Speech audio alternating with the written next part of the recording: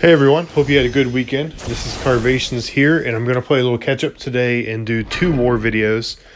This is war number 7. I'm taking path 6 and path 5. My first fight is against Hulkbuster, and he has power focus and bubble shield. Bubble shield is the node I'm more focused on. Actually, coming into this fight, I thought it was, what is it called, Matador? When they gain a bar of power when you use one. So this whole fight, I actually thought that's what was going on. So you'll see that's why I didn't doom cycle like usual. So just trying to bait out his SP1 and continuing to watch Bubble Shield. One of the things I recently learned with Bubble Shield is that once you do get to the 10 charges, if you dex an attack, it should show up as unblockable on their side, and when it does, you're free to parry and not take the hit. And that is something that I do apply in this video here. I do push them to 2 bars here later. I was happy there. I was able to get him back under 2 bars, but I do push him to 2 bars here, and you'll see that when I do, he does get to the 10 mark on the bubble shield. Actually fortunate that his beam, not that it would have killed me, but I am fortunate that the beam that he ends up throwing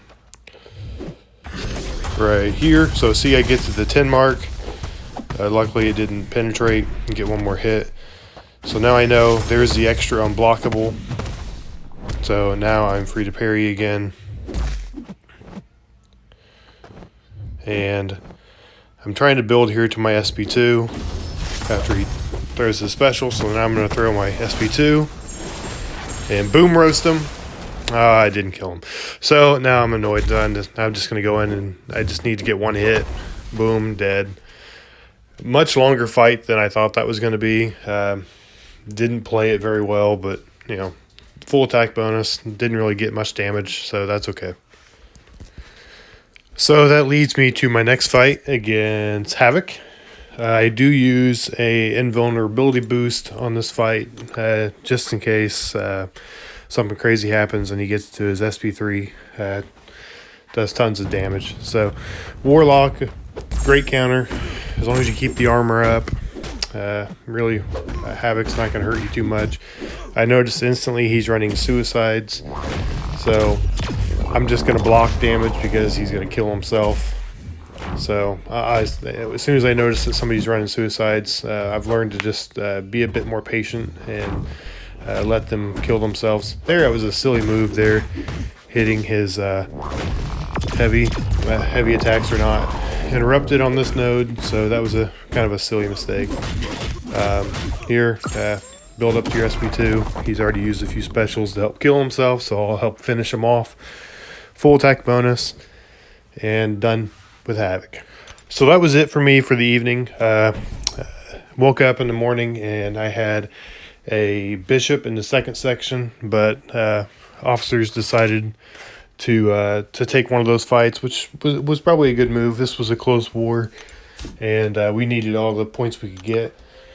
And while I think I could have handled that fight, I think it was a safer play for the officer to go and take it with Red Hulk. So that just left me with this fight against Sentinel. As you've heard in the last video, anytime I see a robot with Medusa, I'm going to do the advanced power boost and shatter the armor, which I do. The only difference here on this fight is that he does go unstoppable every every 10 seconds for 2 seconds. So that kind of threw off my timing a little bit here. Actually, this fight gets a little dicey because of it. I can't really finish my combo like I wanted to there, and took tons of damage. Luckily, I was able to at least block that. And you know, there was a little bit of nerves going on right here, but I just needed to kind of buckle down and just watch the timers, and able to roast them at the end. Not a pretty fight, but do get full attack bonus. Only 3 fights this war, but really what I was happy with was that we all worked together, planned, and got the win. That was a big win for us, and as you can see, we won by 80 points. So the fact that the officer took that fight against Bishop and made it a safer fight than it would have been for me was a good choice in the end. Because had I died there, we would have lost this war. So respect that decision. Wasn't like extremely happy with it when it happened, but like after I kind of calmed down a few minutes later, I was like, you know what, that was a smart decision. So that puts our record at 3-4 on the season. Will we carry this momentum into war number 8, or will we falter? Tune in and see next time on Nationwide Stories. Shout out to those who actually listen to the very end. You're the real MVP.